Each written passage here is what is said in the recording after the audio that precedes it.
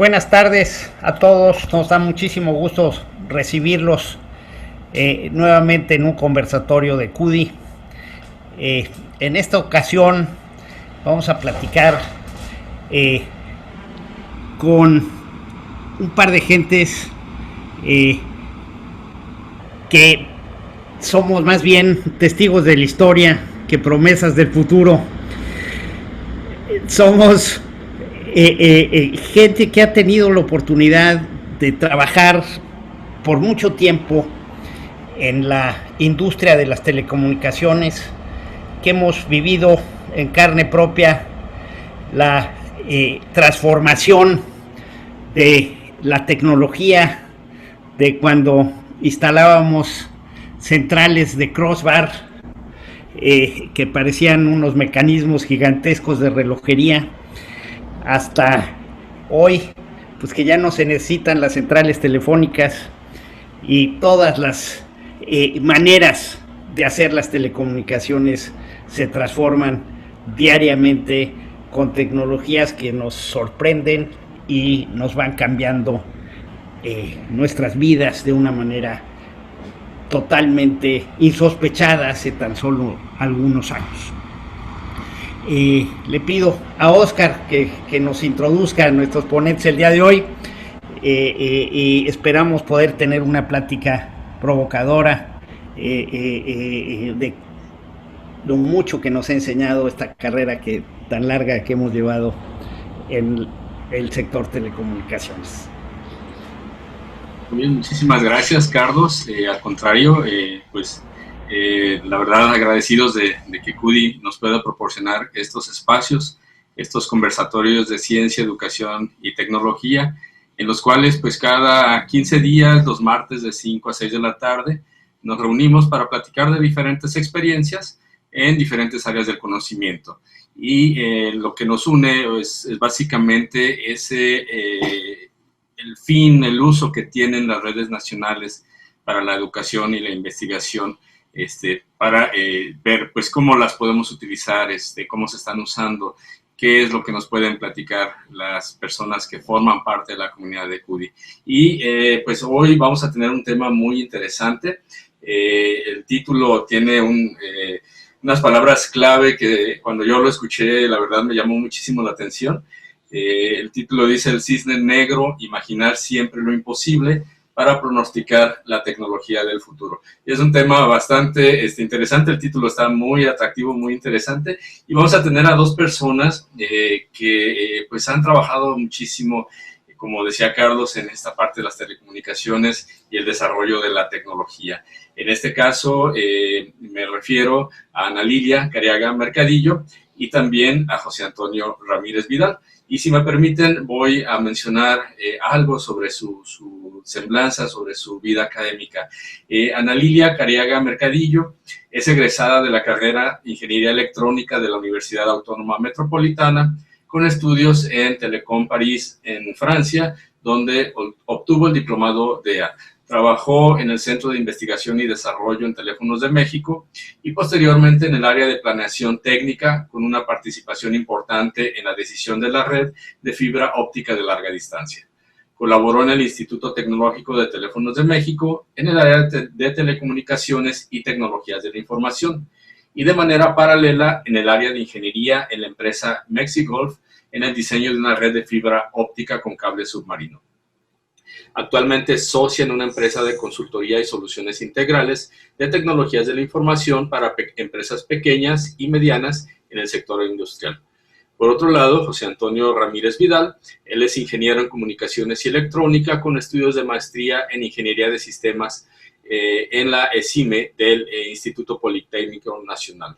Durante 31 años desarrolló actividades en Teléfonos de México en las áreas de ingeniería, planeación técnica, dirigiendo proyectos como planes fundamentales, evaluación de centrales digitales y la definición de la red de fibras ópticas de larga distancia.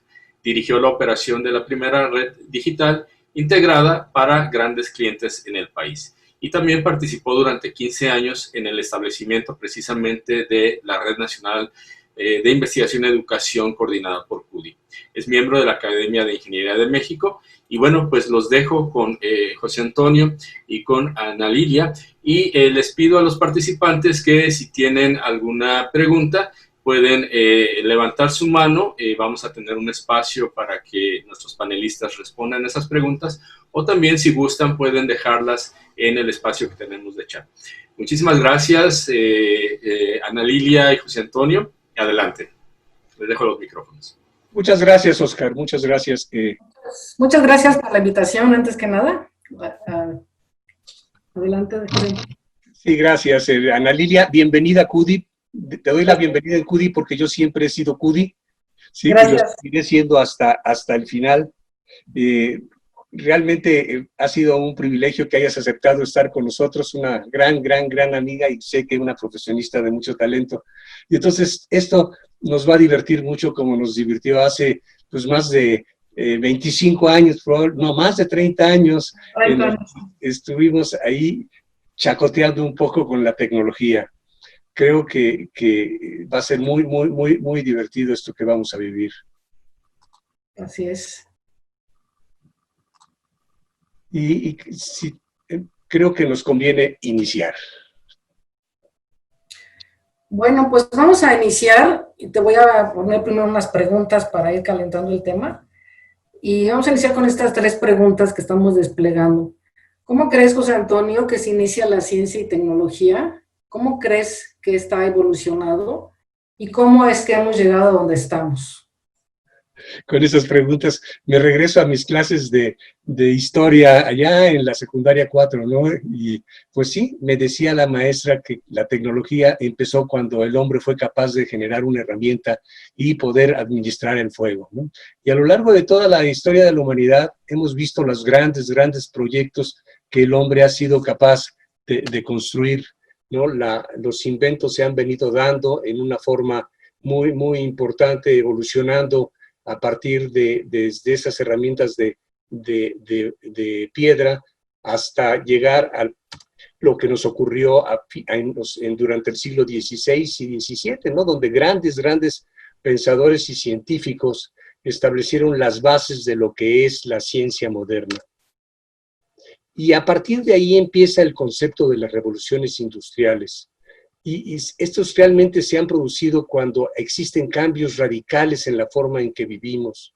Y es una experiencia que no había sido posible predecir. Y este concepto creo que va a ser muy importante a lo largo de nuestra plática. La primera revolución se inicia con el manejo ya del vapor allá por los 1770, y nos trae una serie de cambios importantes. Es realmente el inicio del desarrollo industrial.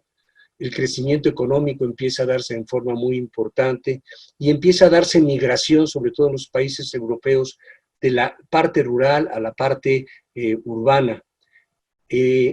Por 1890 podemos identificar el inicio de una segunda revolución en la cual ya podemos hablar de electricidad y empezamos a hablar de manejo primero de coches, y posteriormente vendrá la radio y la televisión, y también vendrá la telefonía y los medios iniciales de comunicación a larga distancia. Esto produce cambios radicales en la sociedad, se generan las grandes metrópolis, empiezan a producirse las grandes empresas y hay ya un neocolonialismo transnacional que inicia a empujar en la forma de que se vayan desarrollando nuevos desarrollos en función de las necesidades del ser humano. La tercera revolución industrial la podemos ubicar el año en que yo nací, en 1946, y también Carlos Casasola, ¿sí? Cuando ENIAC, en la Universidad de Pensilvania, se desarrolla, y a partir de ahí empiezan a generarse los desarrollos atrás de la computación, de la forma diferente de poder manejar las comunicaciones, hasta llegar al concepto de fibra óptica, y, por supuesto, desde el punto de vista social, la globalización. En ese momento podemos decir que estamos en una cuarta revolución industrial, Y existen estas razones que nos llevan en ese sentido. Los cambios ahora son exponenciales y no lineales. La velocidad de cambio no tiene precedentes. Es disruptiva la forma en que se están dando los cambios. Y esto tiene una afectación muy importante en todas las actividades humanas. En la Academia de Ingeniería, desde hace 3 años hemos venido buscando los síntomas de esta cuarta revolución y de alguna manera hemos identificado que cada vez más tenemos nuevas formas de movilidad. El Internet de las cosas cada vez es una realidad. Las energías renovables están cambiando la forma en que se produce esta energía, la impresión 3D, la inteligencia artificial que va a está cubriendo ya campos muy importantes, la robótica, el almacenamiento y el manejo de información, y ahí yo ya podría empezar a hablar de la computación cuántica como algo que parece que lo tenemos en la puerta. La educación ha evolucionado de forma muy importante, la nanotecnología está también muy avanzada y ya tenemos aspectos de biología aumentada, la medicina está en condiciones en las cuales se están dando cambios muy importantes. La cuarta revolución industrial realmente ya es una realidad y Klaus Schwab, que es el Chief Executive Officer del World Economic Forum de Davos, estableció esto que a mí se me hizo fundamental. ¿Sí? Las características de la cuarta revolución es que no cambia lo que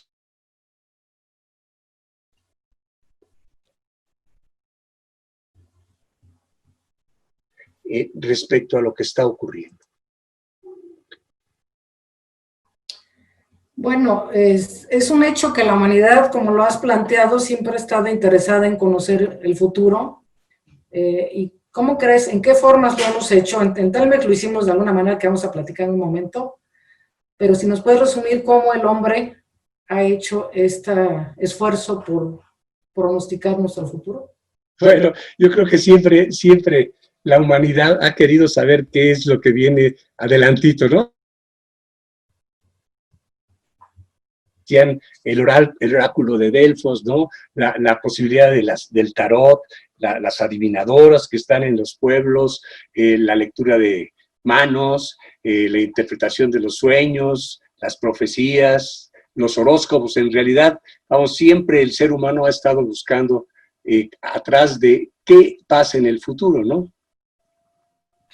Pero particularmente en la tecnología, ¿qué métodos son los que se han usado para tratar de pronosticarlo? Sí, para tratar, cierto. Y yo recuerdo en Telmex, durante mucho tiempo estuvimos tratando de identificar cuál sería la mejor tecnología para pronosticar hacia dónde íbamos, ¿no? Y bueno, hay metodologías intuitivas, hay metodologías que nos manejan hacia dónde van las tendencias, la forma de monitorear en función de cómo evolucionan los componentes, o análisis estructurales en los cuales podemos ver también parte de lo que puede componer un nuevo equipo en el futuro y eso cómo puede hacer que cambie la tecnología. En realidad, bueno, la tecnología siempre ha evolucionado a partir de una parte inicial que va creciendo y va adquiriendo una madurez que va a permanecer en el tiempo hasta que llegue otra tecnología que de alguna forma la venga a sustituir. ¿Y qué tan eficientes crees que sean estas metodologías? Bueno, este es un ejemplo de algo que nos pasó en Telmex allá por los 70s, ¿no?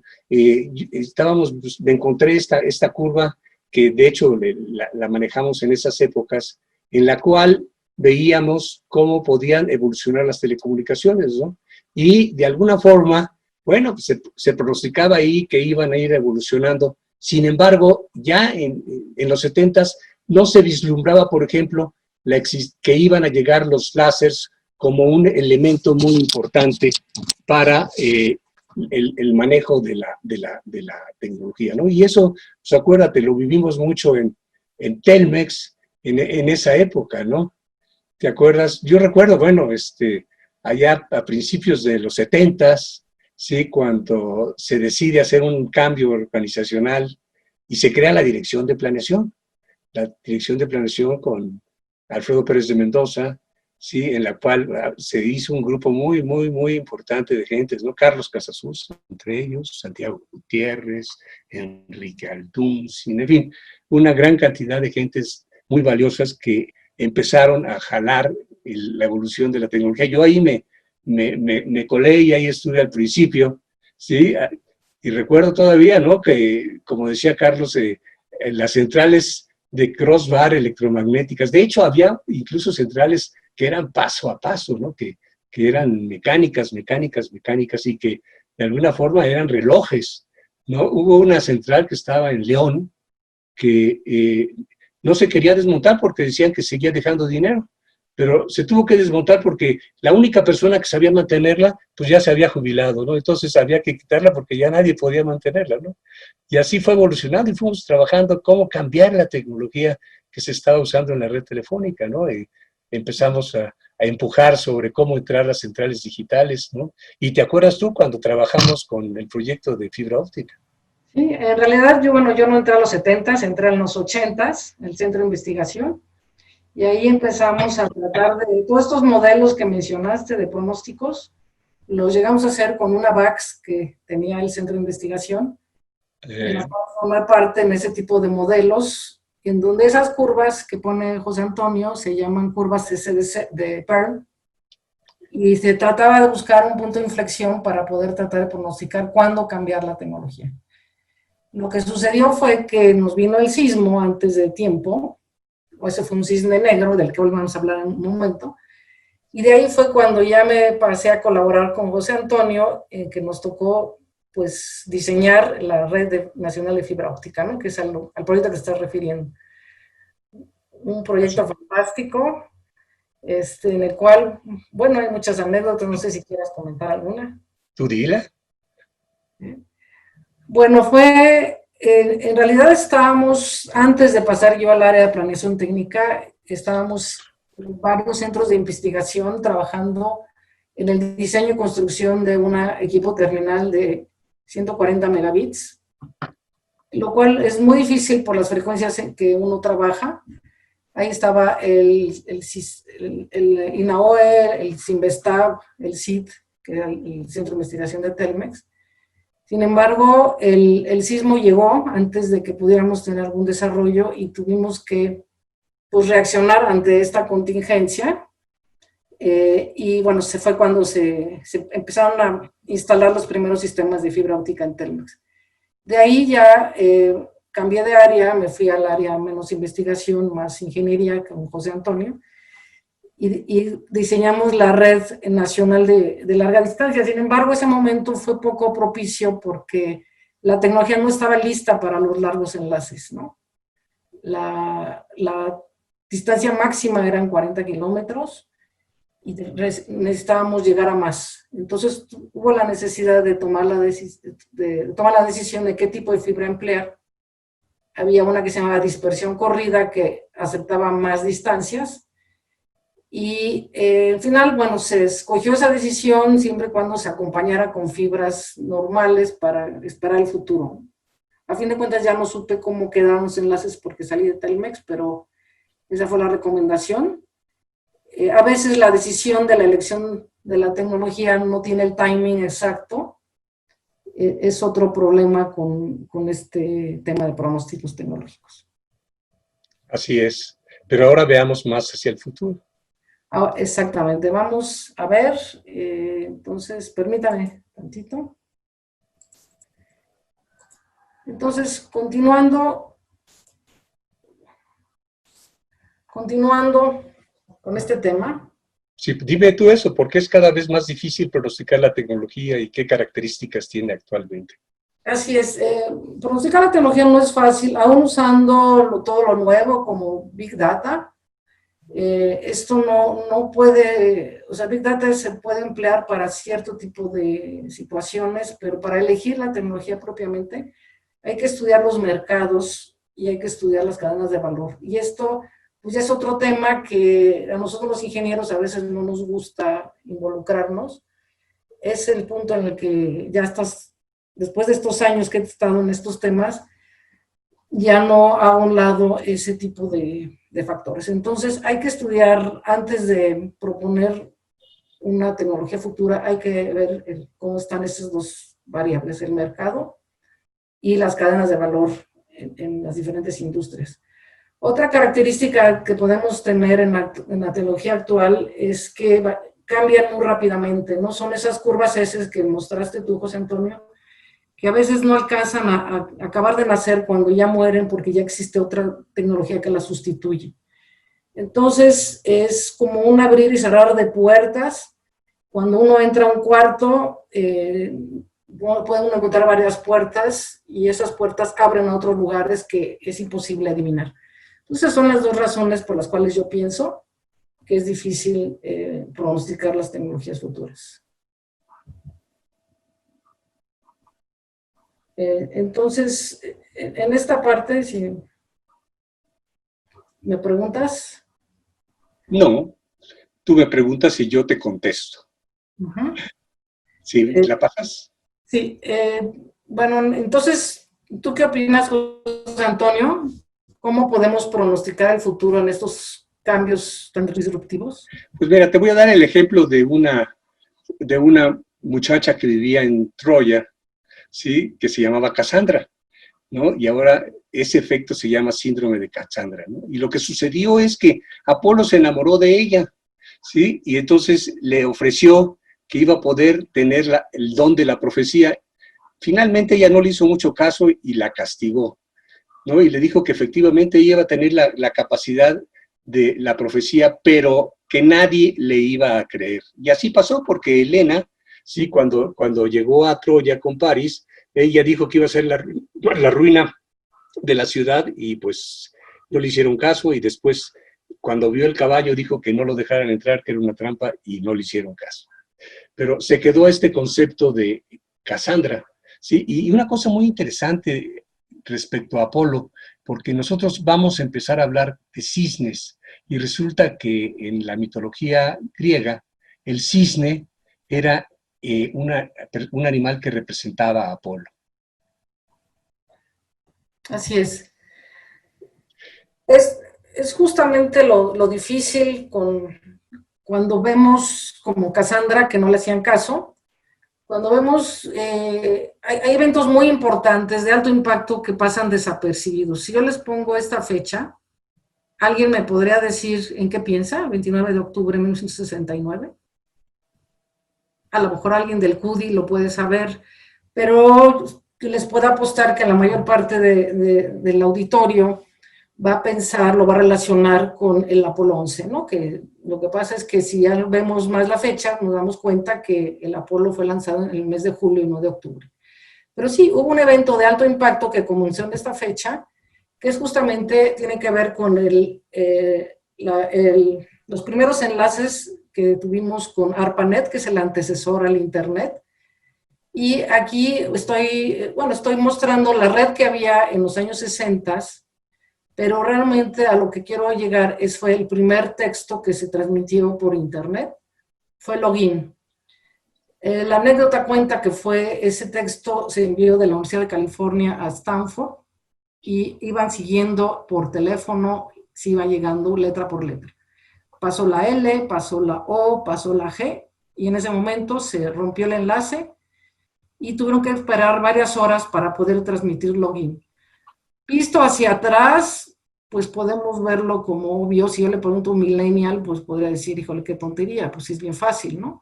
Pero en ese momento fue un gran reto, pero como les digo, fue un gran reto que después impactó Internet. En un principio, Carlos Casasus comentaba cómo fue que han cambiado las centrales. Nos tocó ver esa transformación desde las electromecánicas que platicaban, las digitales, donde participó José Antonio en la elección del tercer proveedor. Sin embargo, a pesar de que veíamos el frame relay, X25 frame relay, las redes de datos de manera independiente, no vimos ya venir de ninguna manera el Internet como un gran impacto en las telecoms. Definitivamente, esto sucedió y nos cambió la manera de hacer el negocio, por lo que el Internet tiene varios retos actuales. Entre ellos, como todos sabemos, es la cobertura, el poder llegar a una mayor cantidad de personas y de poblaciones. El manejo de un mayor ancho de banda. ¿Me lo regresas? El manejo de un mayor ancho de banda, el que las computadoras de escritorio sean más potentes, el uso de celulares. De hecho, tenemos ya la nueva generación 5G en la puerta que va a traer una serie de ventajas. El almacenamiento cada vez mayor, el manejo de supercómputo y ahora ya un paso más hacia el cómputo cuántico. Sin embargo, en este contexto, la ciberseguridad es un elemento que tenemos que subrayar porque está afectando en todos los sentidos. Como vemos, sí, en México, durante los últimos 6 meses, se han tenido afectaciones por casi 10 millones de ataques de software y solamente en el mes de marzo tuvimos casi 4 millones. El secuestro de datos aumenta en una forma asombrosa, a un 20% a nivel mundial. El engaño en palabras es, vamos, muy creativo, ¿no? Y ahora la palabra virus o corona o cuarentena o COVID o máscara ya son palabras claves utilizadas para atacar y afectar. Y por el otro lado, ya aspectos relacionados con la Internet de las cosas no han tenido aumentos importantes hasta del 50% en estos ataques. En el caso de la inteligencia artificial, que como ustedes saben es una parte de la cuarta revolución industrial y que es utilizada por las empresas para dar valor a sus servicios y atender mejor a sus clientes, ¿sí? A partir ya de afectaciones actuales con inteligencia artificial surgen sistemas que simulan ser personas, ¿no? Y esto pues afecta en forma muy importante la actuación de las empresas. Y en este momento nos surge ese concepto del cisne negro, el concepto de imaginar siempre lo imposible para pronosticar la tecnología.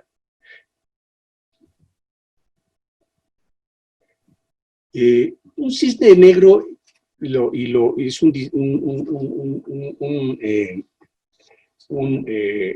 es producto de un libro que escribió Nassim Nicholas Taleb. Es un suceso improbable, ¿sí? Que de repente pasa y tiene consecuencias muy importantes. ¿Y por qué le puso cisne negro? Resulta que en Europa, allá por fines de la Edad Media, pues se sabía que todos los cisnes eran blancos. Y no pasó hasta que en 1897 los ingleses llegaron a Australia y encontraron que había cisnes negros. Es decir, aquí apareció algo que no era previsible, que no se sabía y que de alguna forma apareció por azar. El caso del Internet es un caso de cisne negro y sus características son que es impredecible, ¿sí? Es decir, no nos permite saber qué va a pasar antes en base a lo que existe. Si nosotros queremos pronosticar en base, y normalmente así se hace, en base de lo que se sabe, entonces vamos a tener resultados, pero si estamos ante un cambio importante, ante una afectación importante y pronosticamos en función de lo que se sabe, seguramente no vamos a llegar a predecir lo que viene. Son aspectos que tienen un gran impacto y esto va a tener efectos a niveles mundiales en tecnología o incluso en la vida de las personas, si lo queremos ver en diferentes niveles. Pero lo interesante de esto es que cuando ha pasado, uno voltea y dice, no, pues sí, pues claro, iba a pasar, ¿no? Porque se está viendo a posteriori. Y esa es una forma de interpretar. Este es el proceso que va asociado al concepto del cisne negro. Pero a ver, Ana Lilia, cuéntame, ¿cuál puede ser un próximo cisne negro? Bueno, esa pregunta fue la invitación que me hiciste con esta plática y después de pensar qué podría ser lo imposible que me podía yo imaginar que sería, desde luego, el próximo cisne negro de acuerdo a esta analogía que está haciendo Taleb. El cisne negro, desde luego, no tiene plumas, pero tiene, en este caso, tecnología. Entonces, para empezar es difícil yo como tecnóloga imaginar lo imposible porque pues he constatado a través de toda esta experiencia profesional que no hay imposibles sino retos, ¿no? Entonces, podría yo pensar que un cisne negro en tecnología podría ser un reto. Y a manera de los posibles adyacentes que un escritor llamado Steven Johnson, habló sobre la innovación, se lo imaginaba como esas puertas que mencionaba hace rato, ¿no? Es como entrar en una casa y veo unas puertas, se van abriendo, unas permanecen cerradas y otras se van abriendo muy fácilmente. Una puerta que hace algún tiempo yo veía cerrada y que ya se comienza a abrir, por lo tanto pienso que puede ser un cisne negro, son las tecnologías cuánticas. Entonces propongo como cisne negro las tecnologías cuánticas, en particular, específicamente la encriptación cuántica. Pero ¿por qué un cisne negro? O sea, yo sé que desde hace tiempo hemos venido hablando ya de computadoras cuánticas. Entonces, ¿qué es lo que hay nuevo en eso? Sí, efectivamente, pues tampoco es magia. Sí llevamos, como dices, hablando de las computadoras cuánticas, desde ahí de los años 80, el premio Nobel de la Física, Richard Feynman, él fue de las primeras personas que mencionó a través de una conferencia que dio en el MIT que llamó la simulación de la física con computación. Mencionaba que ya era muy limitante la computación ordinaria para los cálculos complejos que tenían que hacer los físicos, ¿no? Entonces él propuso por primera vez la aplicación de la mecánica cuántica en la computación. Sin embargo, ahí se quedó como una bella conferencia que pues estuvo trabajando después muchos años. Llegaron otras personalidades del laboratorio Bell como Peter Shor, que realmente ya trabajaron los algoritmos que se llaman algoritmos cuánticos, que son muy importantes. Ahorita se los menciono como brevemente, pero lo vamos a explicar más adelante. Son los que rompen los algoritmos que usamos en seguridad informática. Eso quiere decir que si esto evoluciona, vamos a quedarnos sin la seguridad informática como la conocemos ahorita. Después de esto de los 90, paralelamente empezaron los primeros experimentos con las primeras computadoras cuánticas y así se ha acelerado mucho este desarrollo. El año 2019, apenas hace un año, Google, que lleva una carrera comercial contra IBM en este tema, desplegó un artículo en la revista Nature donde él decía que Google ya había llegado a la supremacía cuántica. Esto quiere decir que ya la computación cuántica está superando a la computación como la conocemos ahora. Se armó ahí una polémica, IBM dice que no es cierto, pero bueno, esto sí se ha acelerado. Entonces tienes razón, José Antonio, no es algo que estoy inventando, ya lleva un desarrollo de los 80 para acá, pero sí en los últimos años está desarrollándose de tal manera que creo que va a tener un impacto importante en la vida de todos nosotros, ¿no? Para entender un poquito más este tema, me permito regresarme hacia hace 100 años, un poquito más de hace 100 años fue cuando Max Planck, no sé si todos lo ubican, fue un físico que escribió una teoría, un ensayo, y lo dio una conferencia, la teoría de la distribución de energía del espectro normal. ¿Qué quiere decir esto? Quiere decir que él decía que la luz no se propagaba como una onda cuando se ve desde el punto de vista atómico. Esto contradecía a lo que decía Einstein, que la luz era una onda. Sin embargo, fue un trabajo revolucionario sin precedentes y aceptado por el mismo Einstein, en el cual se definió que el comportamiento en el mundo atómico y subatómico no tiene nada que ver con el comportamiento como lo conocemos hasta ahora. Es algo muy alejado del sentido común, muy difícil de entender por todos los mortales, pero está esta teoría comprobada con una gran precisión. Entonces, no vamos a ahondar en el tema de la mecánica cuántica, pero pues es elemental para poder entender lo que está sucediendo y lo que va a suceder como cisne negro. Entonces, puede sonarte muy friki, José Antonio, esto, pero no te preocupes, te voy a llevar a que recuerdes tu adolescencia, tu clase de matemáticas con tu maestra favorita de matemáticas, cuando te enseñó a factorizar. ¿Qué es factorizar? Ah, bueno, yo encuentro dos números primos que multiplicados por sí mismos, entre ellos nos dé el número que buscamos. En este caso, pues está fácil, ¿no? 3 por 5. Perfecto. Pues una pregunta casi de primaria o secundaria, no me acuerdo, pero los dos números, al dar un factor entero, buscas que dos números primos se multipliquen y den ese resultado. Si te pido factorizar el número 275, ¿lo podrás hacer? No creo que pueda. Bueno, claro que puedes. Bueno, va a tomar tiempo. Mira, como baby boomer, bueno, sacas tu lápiz y tu pluma, tu papel y empiezas a tratar de jugar con los números o con la calculadora. Un millennial, por lo que haría sería buscar una app que factorice y en 2 segundos te encuentra que el resultado es 25 por 11.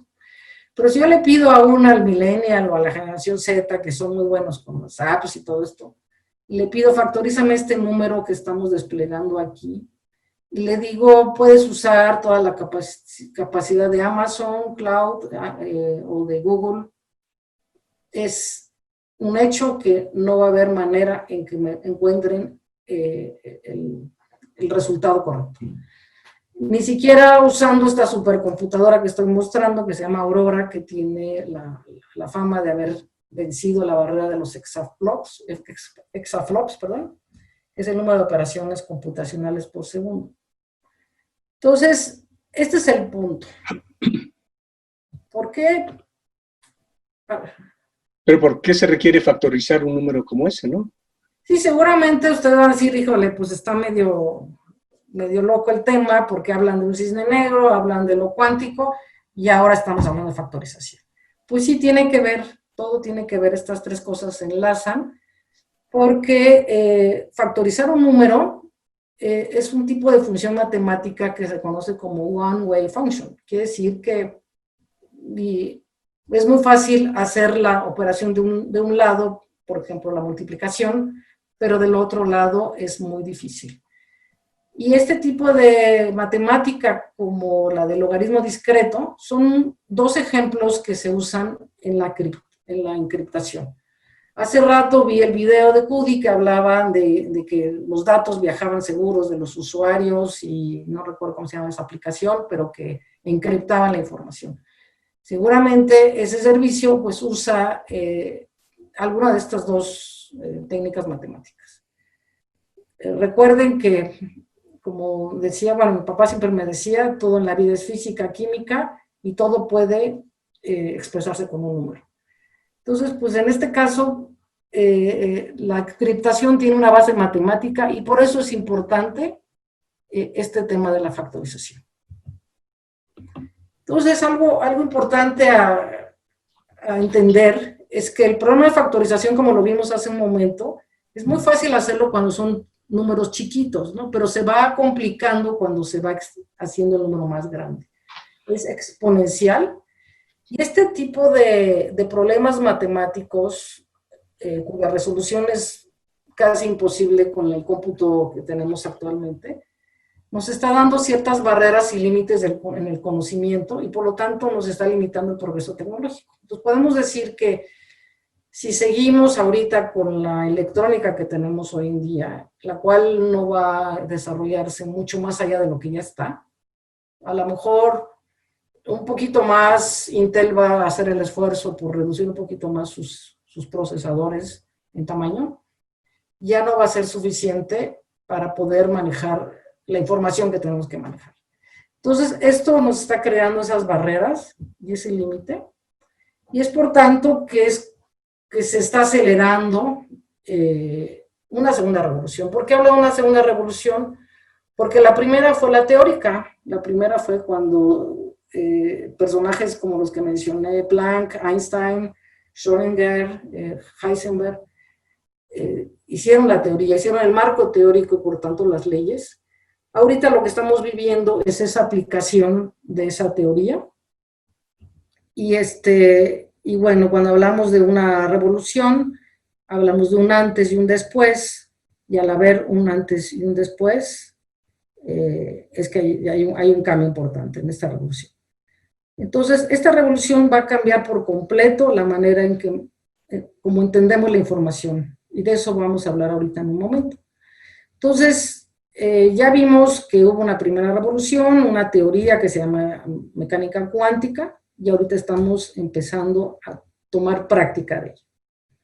Entonces, esta mecánica cuántica, que seguramente todos la hemos escuchado, no es más, es simplemente irnos hacia el mundo más pequeño, a la naturaleza, donde está la naturaleza de lo más pequeño, que son los átomos, los electrones, protones, fotones, y ahí es en donde, como ya mencionó Max Planck hace 100 años, el comportamiento de esas partículas es completamente distinto a cómo se comportan en el mundo que en el que estamos ahorita, en el mundo macro.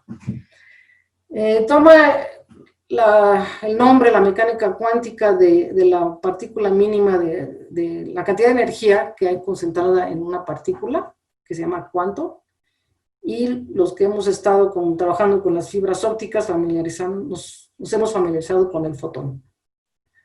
Entonces, eso es la mecánica cuántica, el mundo subatómico, y en ese mundo subatómico hay ciertos principios o comportamientos, nada intuitivos, nos va a costar mucho trabajo entender, pero uno de ellos muy importante para poder entender qué está sucediendo en las tecnologías cuánticas es que se conoce superposición. ¿Qué es la superposición, José Antonio? ¿Cómo la entiendes? Bueno, es el que se puedan tener dos posiciones, un cuerpo puede estar en dos lugares al mismo tiempo. Así es.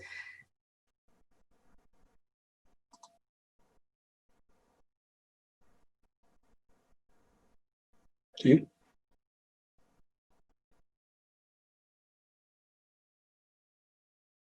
Me parece que tienes cerrado tu micrófono, Ana Lilia.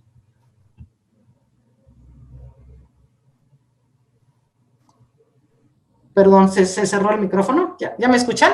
Sí, perfecto. No. Estaba comentando, después de que dijo José Antonio, que es tener dos valores al mismo tiempo. Nos suena muy lógico, nada intuitivo, muy raro, pero así es como se comportan las partículas en el mundo subatómico. Schrödinger trató de explicar este fenómeno subatómico a través de la paradoja del gato, muy famosa, en donde el gato está muerto o vivo al mismo tiempo, muerto y vivo al mismo tiempo, pero no vamos a entrar en este tema, solo les pido que acepten las cosas como son. Existe la superposición, que es tener dos valores al mismo tiempo. Pero también hay otro, espérenme que ya no se trabó. También hay otro, hay otra propiedad en este mundo subatómico que nos interesa pues, entender, que se llama entrelazamiento cuántico. También no lo vamos a querer aceptar de primera instancia porque en este principio lo que nos dice es que el observador va a cambiar la naturaleza en el momento que la está observando. ¿Qué quiere decir esto? Que si yo observo una partícula, en el momento de observarla, esta partícula, como está entrelazada, está comunicada con otra que puede estar hasta muy lejos, se da cuenta que la estoy observando y entonces cambia su valor.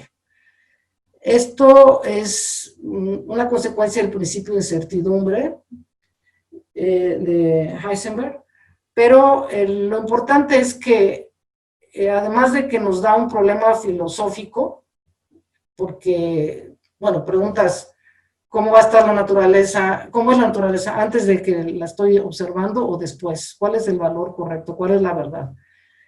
En el mundo subatómico, esto es la verdad, y eso se traduce en que si lo aplico en la criptografía cuántica, no va a haber espionaje.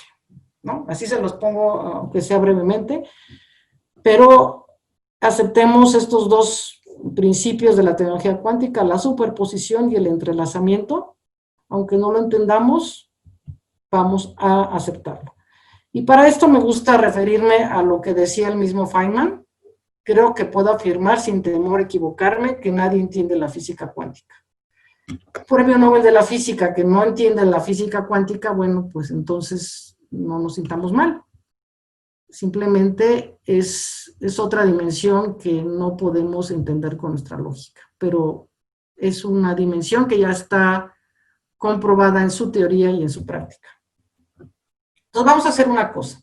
Vamos ahora a poner la información en un átomo.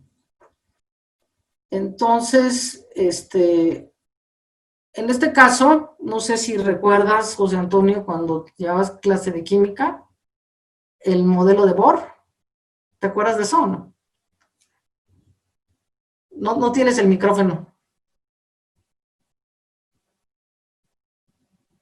Perdón, sí, por supuesto. Sí, que teníamos nuestros electrones alrededor del núcleo y dependía de la capa en la que se encontraban los electrones, era la cantidad de electrones que había.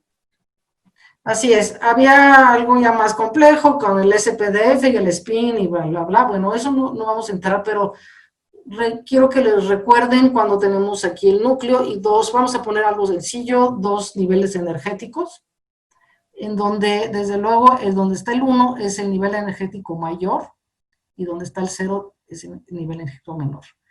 Entonces, si yo quiero poner una información en un átomo, una información binaria, igual que como lo hacemos ahorita, 1 o 0, lo vamos a hacer de esta manera, pues el 1 donde tiene mayor energía, el 0 donde tiene menos, pero recuerden que tenemos la superposición cuántica, que decía que, José Antonio, ¿qué decía?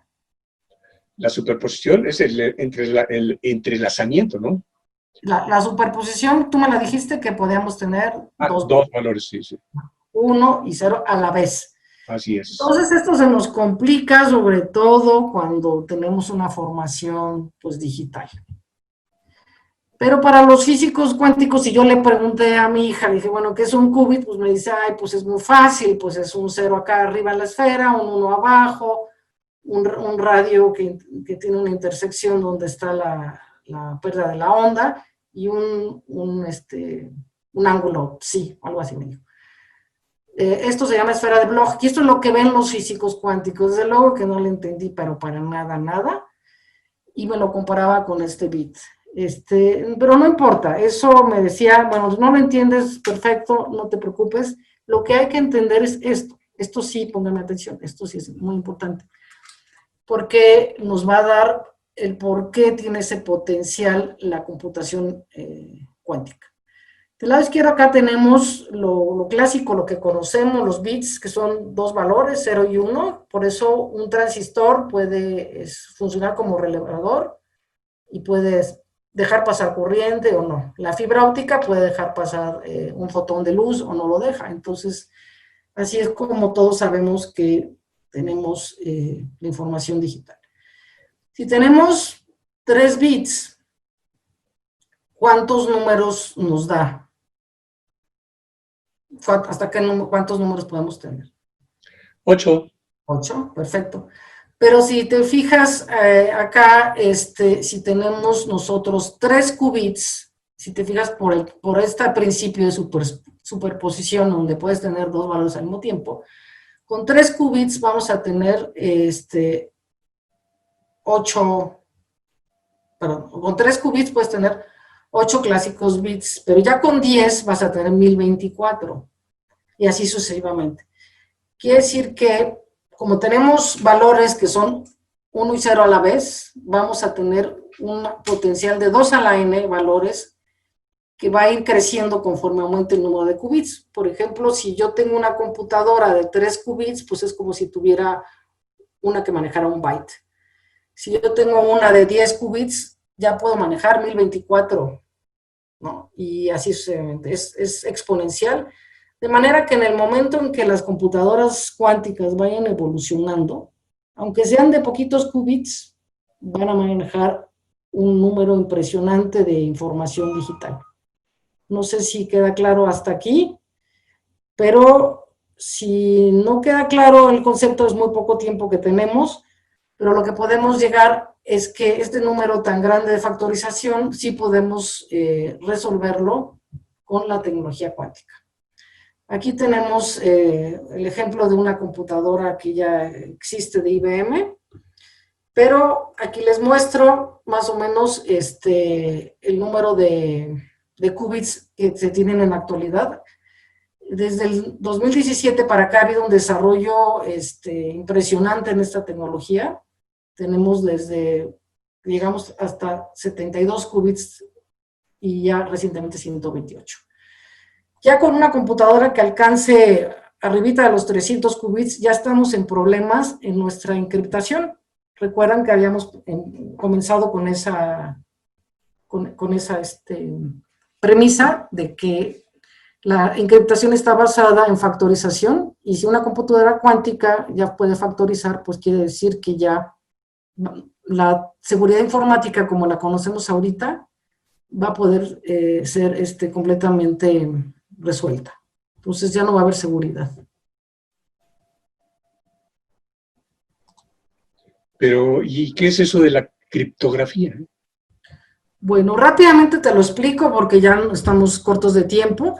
La criptografía viene del griego, literalmente la etimología, criptos ocultar y grafos escribir, es la escritura oculta. Y está llena de historias, anécdotas, viene desde la Biblia, y voy a mencionar rápidamente dos tipos de criptografía muy famosa, la que usaban los espartanos con la cita, la que la están viendo aquí, y con el famoso enigma en la Segunda Guerra Mundial. Sin embargo, en los años 70 fue apenas cuando se empezó a desarrollar como la conocemos ahorita, a través de los cifrados de datos, y el que actualmente empleamos, uno de ellos es el Advanced Encryption Standard, que es el que se usa en la firma digital. Pero para esto es importante que tenemos dos tipos de criptografía. Esto es un tema muy extenso, pero me voy rápido por el tema del tiempo. Es importante entender que tenemos dos tipos de criptografía, la simétrica y la asimétrica. La asimétrica es la que se usa como en la firma digital, y la asimétrica ustedes usan, es la que usamos cuando, por ejemplo, usamos el NetKey en el banco, que tenemos un numerito escondido en nuestra computadora y otro que nos manda el NetKey, y de esa manera se desencripta la información. Para entonces, vale la pena que los que se quieran meter en este tema conozcan a los personajes de la familia de criptografía, que son Alice, Bob, son los que se envían y reciben la información, Eva es la espía, y tenemos a Mallory y a Trent que se quieren robar la información también. Entonces, a lo que quiero llegar es que en la criptografía clásica asimétrica, como tal y como la conocemos, estas llaves que usamos son realmente esos algoritmos que vimos anteriormente, el de factorización o el de logaritmos. Y si una computadora cuántica va a poder resolver esos problemas o esos algoritmos, ¿qué va a suceder? Pues va a suceder que nos vamos a quedar sin sistemas de seguridad que tenemos actualmente. O sea, quiere decir que si esto avanza como ha estado avanzando, podríamos pensar que nos quede corta la seguridad que usamos ahorita. Por ejemplo, este algoritmo que estamos usando ahorita, tardaríamos con las computadoras clásicas que tenemos ahorita, tardaríamos 10,000 años en resolverlo, y aunque pusiéramos un código de encriptación muy elevado, que es el que usan los gobiernos, tardaríamos 1,000,000 de veces la edad del universo en desencriptarlo. Sin embargo, una computadora cuántica, como vimos en el ejemplo pasado, tiene 2 a la n estados, puede resolverlo en unos cuantos minutos, días, o si acaso meses, pero no en años. Entonces, bueno, en conclusión, el desarrollo de estas computadoras cuánticas nos va a tumbar la criptografía que conocemos. ¿Me puedes decir, como en un principio, bueno, pues ahorita todavía hay muchos problemas porque se requiere controlar la temperatura porque operan en grado cero, casi en el cero absoluto de Kelvin, o resolver los errores por el ruido, pero ya hay empresas que están trabajando en ello. Aquí les despliego IBM, Google, Rigetti y D-Wave. Y hay un montón de empresas que del 2017 para acá se están sumando. Y no solo las empresas desarrolladoras, sino también los gobiernos. Ya Trump, por ejemplo, invirtió, bueno, fue una decisión del Congreso que emitieron más de $1 billón en la inversión en estas tecnologías. China no se queda atrás, ya tiene un satélite cuántico. Y en México, bueno, el Cinvestav también tiene su laboratorio, el laboratorio cuántico donde están haciendo sus pininos de su módulo ALICE y módulo Bo. Sin embargo, también paralelamente a lo que es la criptografía cuántica, que sería otro tema de conversatorio porque es muy extenso, tenemos la poscuántica, que son todos los logaritmos que los algoritmos que se están desarrollando para que puedan convivir nuestras computadoras con las cuánticas. Y esto pues hay unas normas, hay una entidad que se llama el NIST, que está recibiendo la propuesta de todos los matemáticos para poder avanzar en este tema. Entonces, la criptografía cuántica, que es la que estamos viendo, o la que estamos proponiendo José Antonio y yo como un cisne negro. ¿Por qué es un cisne negro? Porque va a ser algo de alto impacto, seguro, no va a haber una computadora adversaria que la pueda descifrar. Y además de ser un cisne negro, seguramente será un posible adyacente. ¿Qué quiere decir esto? Que pensamos que el desarrollar toda esta tecnología cuántica nos va a llevar a otras tecnologías que no estamos imaginando ahorita. Mencionan mucho que la computación cuántica no va a ser para el usuario final común y corriente, no voy a poder tener aquí mi computadora o mi smartphone cuántico, pero yo no lo dudaría. Probablemente no nos va a tocar a nosotros verlo, pero quizá hijos y nietos sí. Entonces, pues es importante saber qué decisión vamos a tomar. Los que trabajamos en la ciberseguridad ya sabemos que viene ese cisne negro, y lo que tenemos que hacer es seguir esa evolución de esos acontecimientos porque van muy rápido. Yo creo que en este 2020 a 2022 van a suceder muchos avances y hay que estar pendientes para poder tomar decisiones adecuadas. Y desde luego, pues siempre hay que seguir con la política de gestión de riesgos y aplicar todas las medidas y recomendaciones que tenemos. Estos años que vienen seguramente serán muy apasionantes. Entonces, pues llegamos aquí a este momento crítico, es decir, si no nos preparamos adecuadamente con la criptografía cuántica, es muy probable que la delincuencia en un momento dado pueda ya tener acceso a una computadora cuántica y con esto pues dañar todos los sistemas de seguridad del mundo, ¿no? Aquí creo que los gobiernos tienen que tomar una medida adecuada para dedicar cada vez más recursos a esta parte de la física que está abriendo nuevos caminos. ¿No te parece, Analia? Así es, hay que tomar en cuenta China normalmente, China y Rusia se han especializado en la parte del hackeo, y China lleva una competencia muy directa con Estados Unidos en el tema tecnológico. Entonces, buscando literatura de los chinos, no hay mucho. Sabemos que hay un satélite, que hay un enlace de criptografía cuántica de Shanghái a Pekín, pero no tenemos información detallada. Pero seguramente ellos están trabajando secretamente para poder en cualquier momento atacar a Estados Unidos en este sentido. Entonces, no es ciencia ficción, es realidad, y vamos a estar esperando avances, como dije, muy importantes en esta década que viene. Pero el cisne negro nos va a asombrar y seguramente una vez que haya pasado, voltearemos para atrás y dijimos, no, pues sí. Pues era obvio, ¿no? Es como, yo lo estoy comparando como Internet, que lo veíamos lejos, ahí sí Internet, bueno, venía desde ARPANET, Sí. lo veíamos lejos, pensamos que no nos iba a hacer nada, y lo mismo, si las empresas y los gobiernos no voltean a ver este cisne, lo van a lamentar, ¿no? ¿No es la presentación? Uh-huh. Entonces, permítanme. Sí, porque los cisnes negros seguramente los encontramos todos en nuestra vida también, porque vamos a encontrarnos sorpresas no de una gran dimensión mundial, nacional, pero sí que nos afecta a nosotros, ¿no? Oscar, por favor, estamos a tus órdenes. Sí, muy interesante, Ana Lilia y José Antonio. La verdad es que lo deja uno pensando. Y bueno, yo sí tengo una pregunta, pero me gustaría saber si alguien de los participantes en este conversatorio tiene alguna pregunta. Yo quisiera abusar de un amigo que invité, que es el ingeniero Francisco Niembro. Él fue una gente con la que yo colaboré hace tiempo en Telmex. Fue director de una empresa de Telmex y después fue subsecretario de Seguridad Pública. Entonces, no sé si él podría darnos algún comentario. Sí, adelante. Desde luego, muy buenas tardes.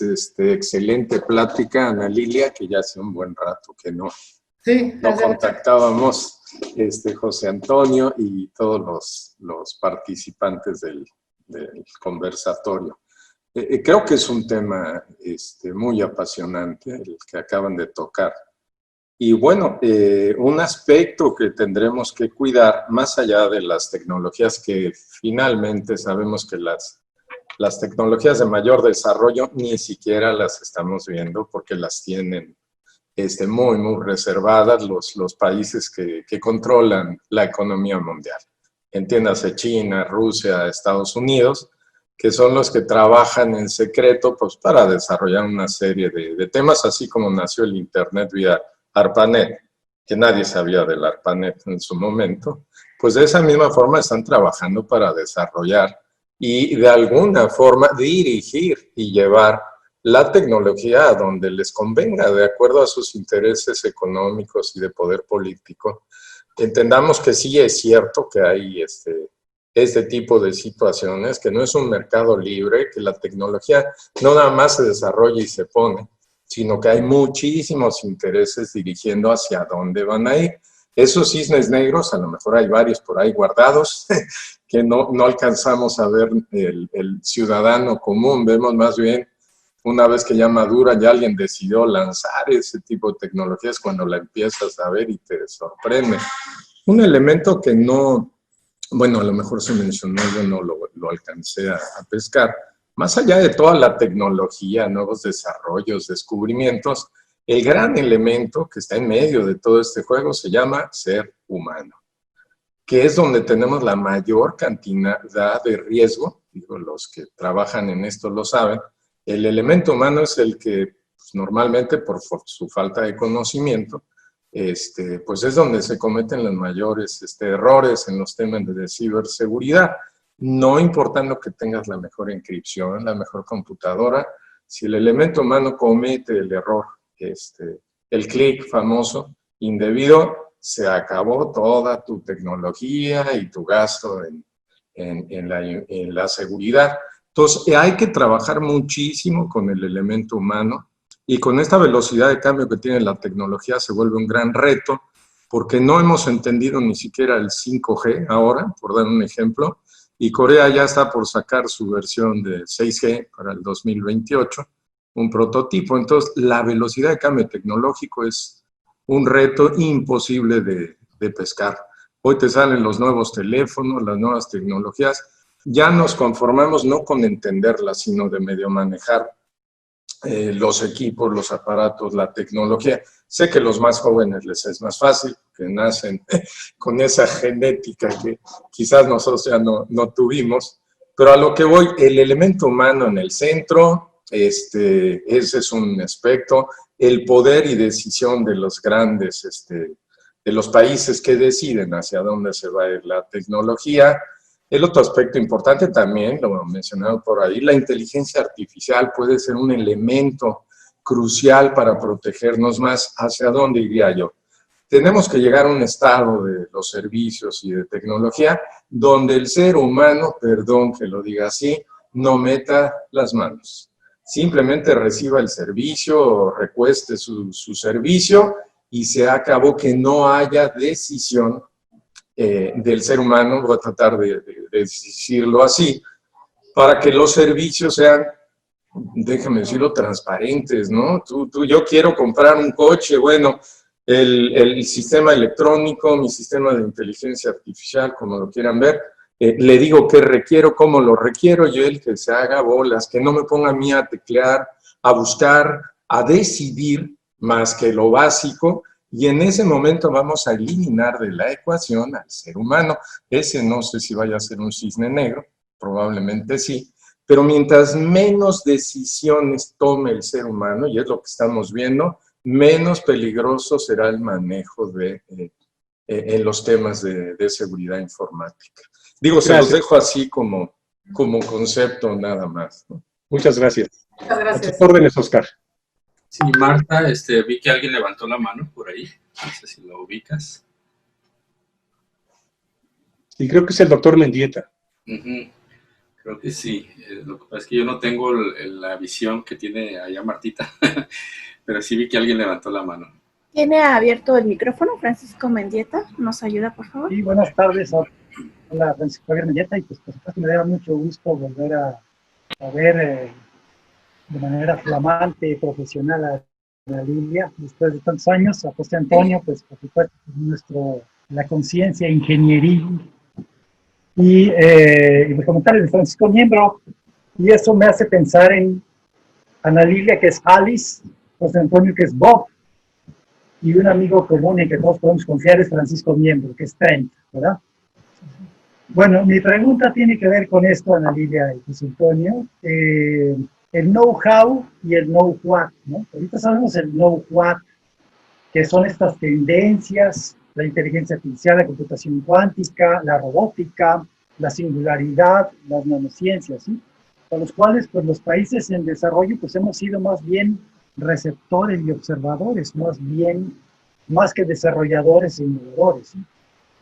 Por supuesto, esta es una pregunta difícil, y México está en un lugar no muy venturoso en la innovación, ¿no? Pero estos cisnes negros han demostrado a lo largo de la historia que hay que estar alerta, ¿sí?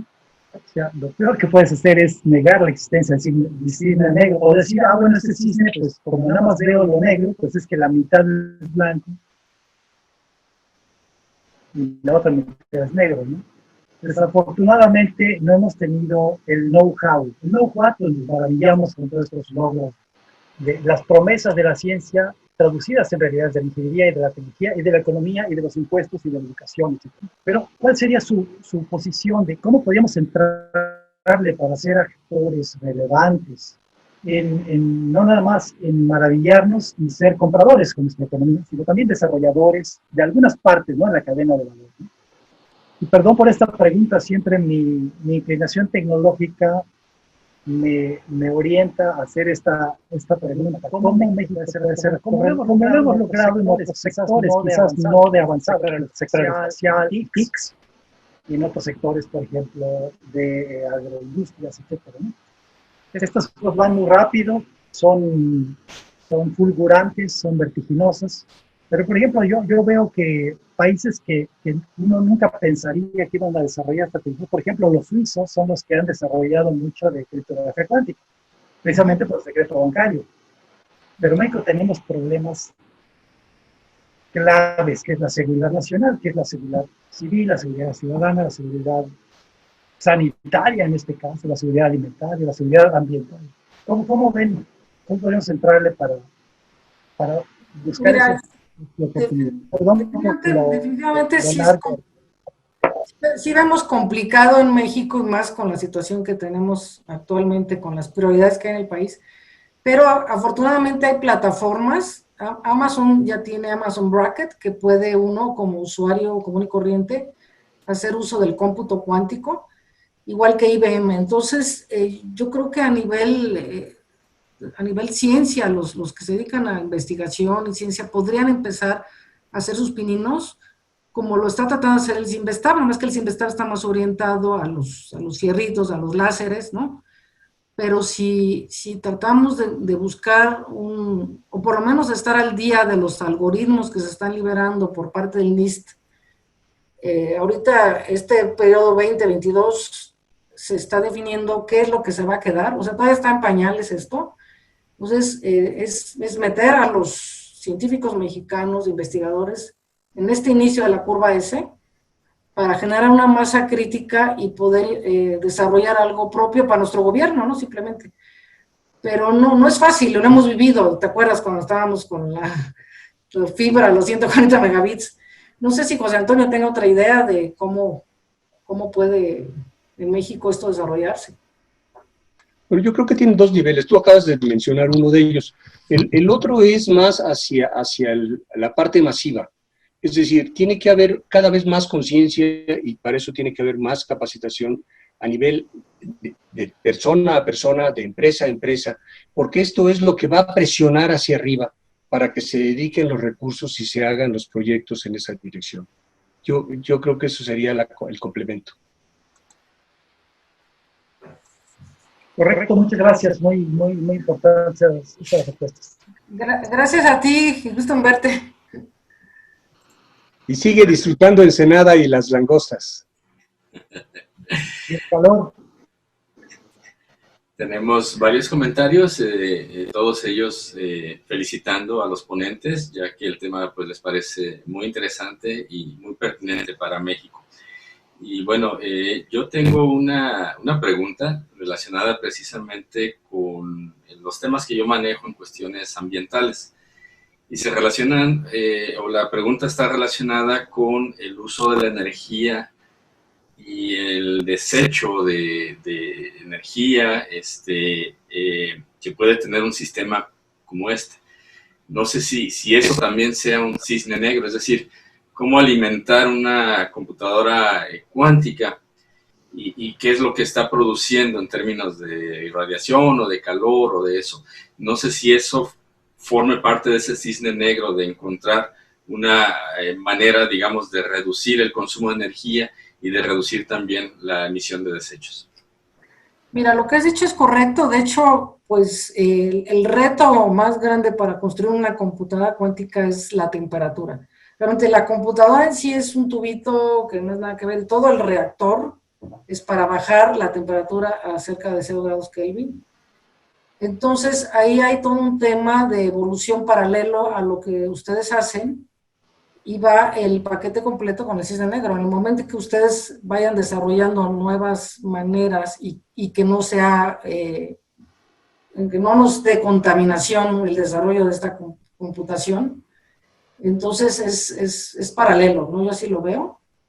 Si ustedes, son las puertas de las que yo mencionaba, ¿no? Se van abriendo puertas, o sea, inclusive cuando tuvimos los primeros celulares, recuerdan que eran unos ladrillotes y decían en Telmex, oh, no, esto ni va a funcionar porque es un ladrillo y la batería es muy grande. Y digo, no, eso se va a solucionar. Y sí pronosticábamos nosotros que el número de líneas móviles iba a superar a las fijas, ¿no? Entonces, sí es parte del cisne negro lo que estás comentando. Ahora, no es mi tema de investigación, no domino las tecnologías ambientales, pero lo que ustedes desarrollen se va a aplicar acá y viceversa. Seguramente los avances de acá van a tener un gran impacto con lo que ustedes están desarrollando. No sé si quedó José claro. Antonio, sí, muy interesante la respuesta. José Antonio, ¿algún comentario? No, yo creo que eso es lo que de alguna forma debe de... El gran red es como el aparato telefónico que decía Ana Lilia, ¿no? Que eres el ladrillote. Aquí el chiste es cómo vas a poder controlar esas temperaturas sin tener afectaciones. Yo creo que ese es el gran reto que se tiene aquí, aparte de los conceptos de ruido que mencionó Ana Lilia en la presentación. Exacto. Bueno, pues me parece que no tenemos ya preguntas.